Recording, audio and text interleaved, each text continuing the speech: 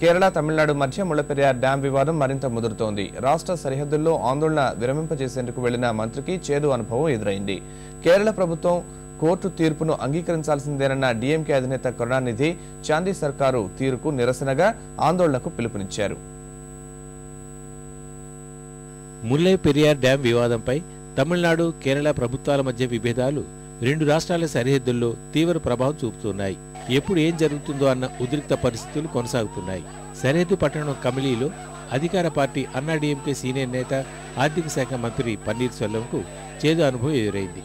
ఆందోళన విరమింపజేసేందుకు అక్కడికి వెళ్లిన ఆయన్ని నిరసనకారులు అడ్డుకున్నారు. కారును ఘెరావ్ చేశారు. మరికొంతమంది ఆయనపై చెప్పులు విసిరారు. పరిస్థితి ఉద్రిక్తంగా మారడంతో పోలీసులు వారిపై లాఠీచార్జి చేశారు. ఈ ఘటనలో సుమారు 50 మందికి పైగా గాయపడ్డారు.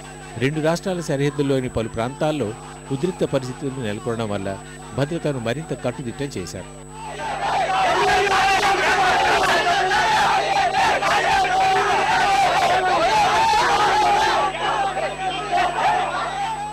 రాజకీయ పార్టీల మధ్య మాటల యుద్ధం తీవ్రమైంది. 2006 సుప్రీంకోర్టు తీర్పును కేరళ ప్రభుత్వం అంగీకరించకపోవడంపై డీఎంకే అధినేత కరుణానిధి తీవ్రంగా మండిపడ్డారు. అన్ని రాష్ట్రాలు అలాగే వ్యవహరిస్తే ప్రజాస్వామ్య పరిస్థితి ఏమిటని ప్రశ్నించారు. కేరళ ప్రభుత్వ తీరుకు వ్యతిరేకంగా ఆందోళనలకు పిలుపునిచ్చారు.